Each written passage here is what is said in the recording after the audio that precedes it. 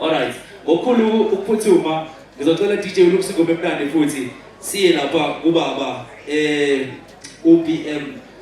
ubaba la ekhaya bakugwana nawo hlonishwa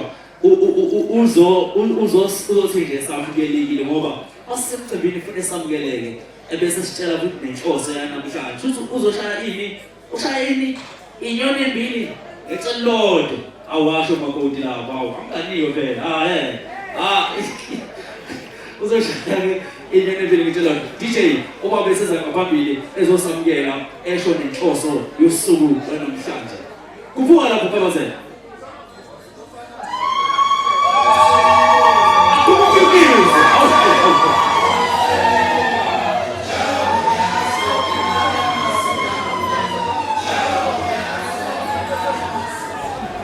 Angibonge Pathohlelo bese ngibingelela inkosi yesizwe samabovu phakathi kwethu ehlala ikhona ke la ekhaya makwenziwa lo mcimbi nayo eyeka konke igcine ikunye nathi la sikupha khona ngibingelele umndeni wakagwala wonke ngokuhlukahlukana kwawo ngibingelele abangani nezihlobo nabo bonke abathe bathanda ukuzobungaza nathi namhlanje kulo mcimbi omkhulu kangaka angisho Pathohlelo ukuthi namhlanje sigubha usuku lukaBonghlanga ngingakangeni ke lapho ukwamukela ukuthi namhlanje sesila sonke ungaqoka ngendlela ofisa ukugqoka ngayo uma kwenza ngoba uzi ukuthi kuyakushisa ukugqokile ukubeka eceleni noma usungabanjanike kukuwena ukuthi ufuna ukuba njani kodwa nje sithi asikhululeke sonke la ekhaya mukelekile kulo muzi kababa siyabonga kakhulu ukuba khona kwenu siyabonga ebese ngithi ke sigubha kusuku lukaBonghlanga lokuzalwa namhlanje esihlale sigubha ke nokho uNkulunkulu samphila amandla akusho ukuthi ukugujwa kosuku lokuzalwa yinto oyenza minyaka yonke njengokuthi mhlambe uphoqelile kodwa uNkulunkulu mase akunikeze ithuba lokuthi ungakwazi ukwenza lokho siyabonga kakhulu umlayezo ke sengila phakathi kwenu engunikeza uBonghlanga ngithi Bonghlanga mfana wami siyafisa sisonke somndeni wakho bahola njengobaba wakho ukuthi sithi khula wenze konke nokungaphezulu kwalokho okwenze namhlanje ukuthi uhlanganise abantu ubahlanganise nangaphezulu kwalokho ngoba yonke into yenzayo phakathi kwalomuzi kuyimina ngini la esangithokozisa kakhulu ngayo yonke indlela oyenza ngayo waba umfana oqala empilweni yami ukuthi ngazi ukuthi ngizele umfana kubafana iqiniso lithi umlayezo owuthumela kubafowenu uyinselelo kubona ukuthi nabo abeze beze befike la ukhona bese dependa ukuthi uNkulunkulu uthini kodwa lokho okwenzayo ukhona konke osuwakwenza nosazokwenza lithi uNkulunkulu nophethe igalo zakagwala nabo bonke abayizihlobo abanesandla ukuthi ukhule ngisabacela namanje ukuthi beqhubezele phambili ngiphinde ngicele nazi insizwa zonke lezi ezabangani bakho ukuthi ngiyazi ukuthi umuntu kule mkhakha enikuyo ngokujwayelekile akahambe ngeke umngani phakathi izathu ezenza ukuthi umuntu egcine sehamba emhlabeni kodwa usuke khona umngane phakathi. Ngaleyo ndlela ngisacela namanje mangizokhumbula kahle nganicela nifika niqala ukufika la ekhaya ukuthi ngisho ukuthi sengathi ningaphathana kuhle kwezikhathi zamantungu ngoba lento eniphilayo yokuthi kancane kancane umuntu uhleli naye kanje ebese nihlezi etafuleni elilodwa kube khona umuntu ozokukhetha ashaye nesibhamu yedwa ebese uyabaleka ukushiyeleni wena sale kanjani. Ezinye zezinto lezi banikazi bemboni ngoba siyafisa ukuthi niqhubeke phambili futhi mhlambe makufanele ukuthi sonke sibe ne-input kulento ngeke nize nikwazi ukufinyelela nifuna ukuya khona ngoba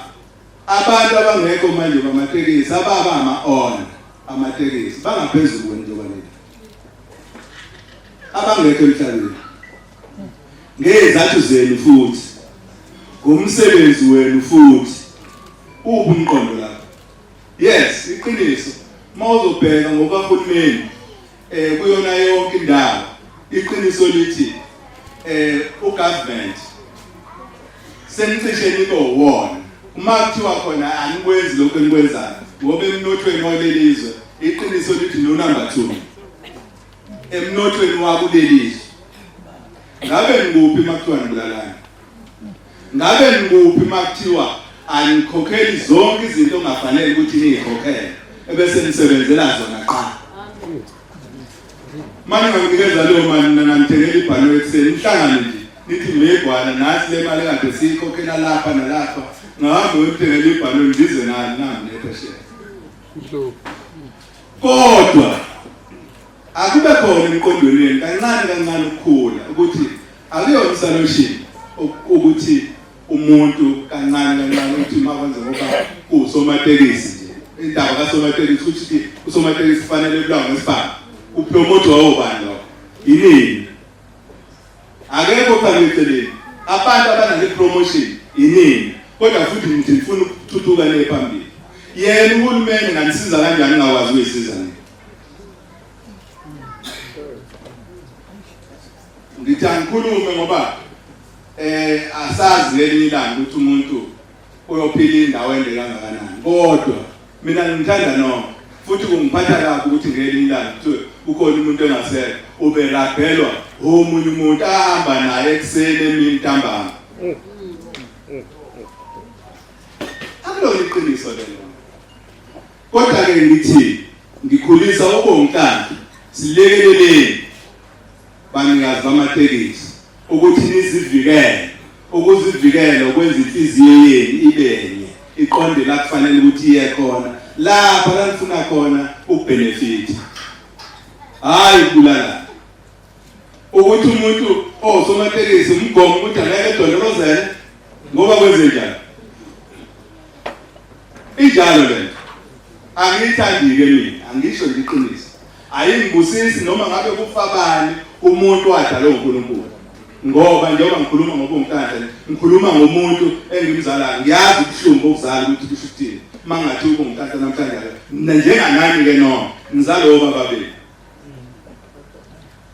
angithandi ukuthi ngizothiwe khona umuntu ongekho la okadela ngoba yini ngiyacela ke sizwe sikaNkulunkulu bamatekisi ukuthi hayi ake nizeni nje kancane kube khona oyedwa ozomisa nesandla athi hayi ake sihlangane ke sikhulume ngoba ngishaye yodwa inkinga eqaqwe isibhamu ngisho ningadulana kangakanani ekugcineni ngigcina nje phansi ngisho noma ngabe kuthiwa kuzodlula kuyodlula ngoba senize nahlanga kanti pho bengiqalele ngokudulana.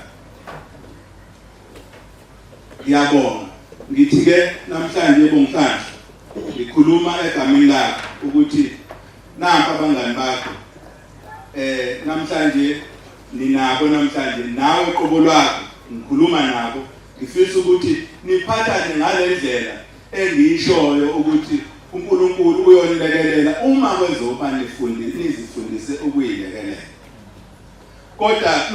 ungalindi ukuthi khona omunye umuntu ozozokulekelela wena qobo lwakho ungakwazi ukuyilekelela. Iqiniso njengoba ninikeza nje ukuhlala niphatheke kabi namateksini. Aniyithandi nje kodwa anazi ukuthi aniyithandi. Wadlula ngasesibukweni udiniwe wathake nibuka ukuthi ngidinwe kanjani. Akekho umuntu owadlula ngasesibukweni. Izathu inhliziyo zenu niyiphendule zayiloko kushona. Nifuna ukuhlala nenhliziyo ebheke phezulu njalo. Aniyithandi. Esibukweni niyakancane ni. Ithi-ke sizwe ngibonga kakhulu thokoze bonqata ukuthi khona mfana wami ukhule futhi uphinde ukhule wenze konke lokho okwenzayo usangibusisa ngayo yonke inhlobo ngehluleka nawo kusho manje ukuthi ungibusisa kuze kufike kodwa khona ngithi lokhu okwenza kimi iqiniso ke wenza mfana wami owakona ngikwenza ngoba mhlambe ngabe makuthiwa ukubonanga ngikwenza mhlambe ngaba nje ngenhlanhla ke wazalwa abazali bami oyedwa wabesekhona wazi ukuthi into okuthiwa umzali yini wayibamba leyo ukuze kuzoba namhlanje namhlanje akekho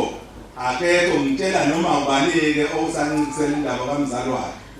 oyisitha sakhe akekho umuntu osakwahlukumeza umzali okuthiwa unesibusiso emhlabeni ngahamba uqedwe uthola ukuthi uyebusa impela akuhlaza mama makhulunywa ngoNkulunkulu ngiyasho namanje owokuqala ungadlulela kwabanye mabekhona